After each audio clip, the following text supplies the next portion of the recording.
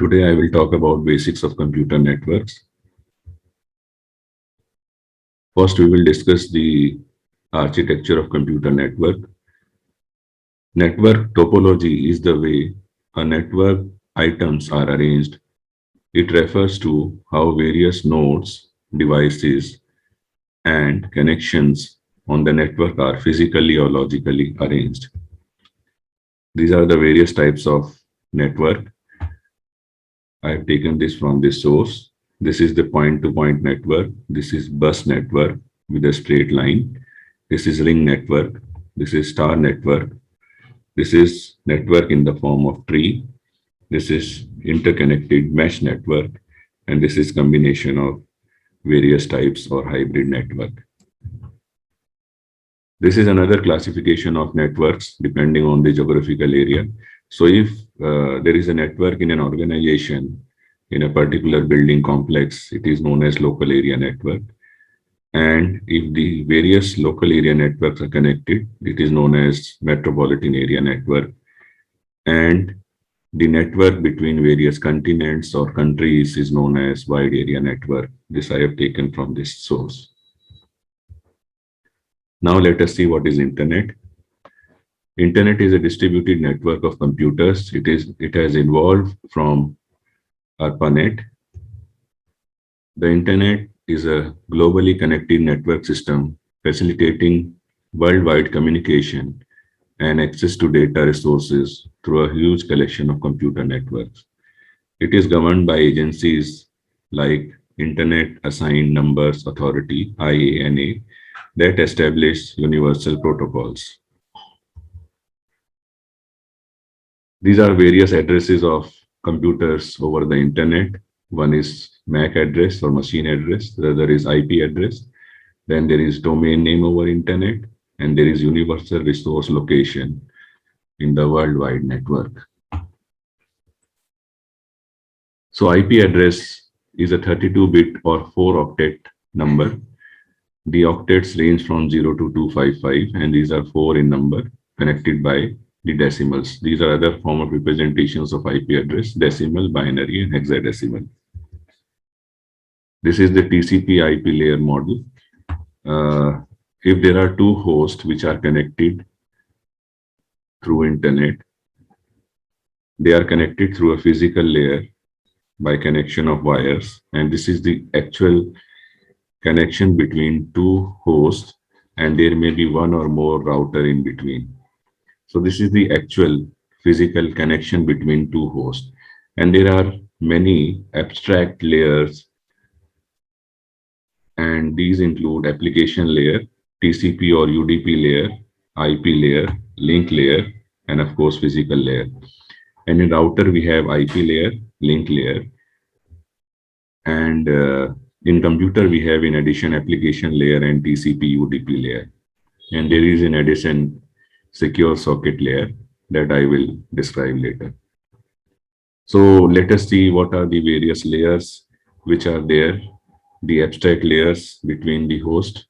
So first abstract layer, the topmost layer is the application layer, where two applications, one in one host and the other is other host, or one may be client, the other may be server, and they are connected through application. This is the abstract layer between two, and there are various protocols. A protocol is the rule or sequence of communications between two computers or nodes in a network.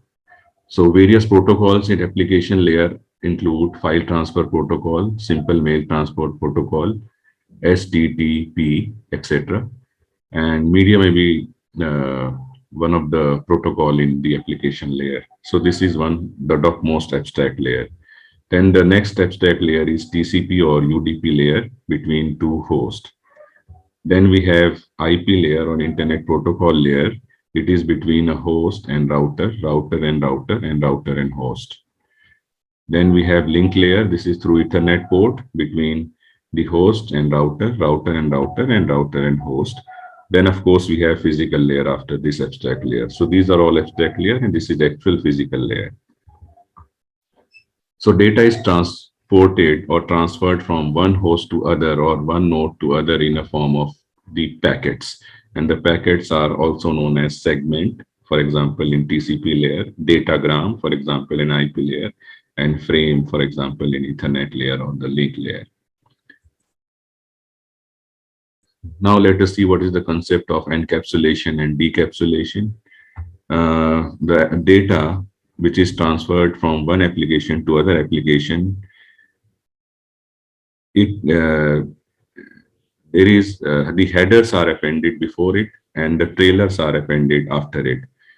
So it is that the lower layer add headers and sometimes trailers to data packet from higher layer. So this is the data packet from application layer. Header is added at this layer. Then another header is added at this layer. Then in this layer, header as well as trailer is added. So this is how the data is encapsulated. And similarly, when the data is received by the host, it is decapsulated to get the final data. This is the example of TCP segment. I have included this from internet.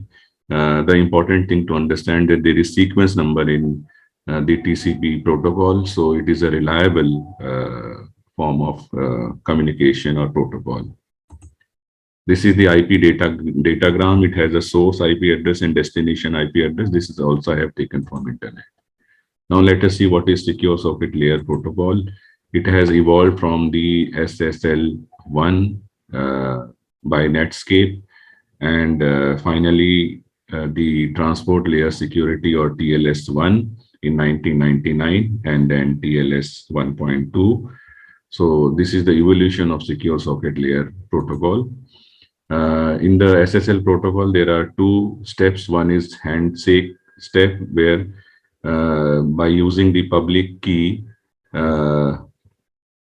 a secret key is exchanged between the host, and further the data is encrypted using the secret key and decrypted using the secret key at the record protocol step.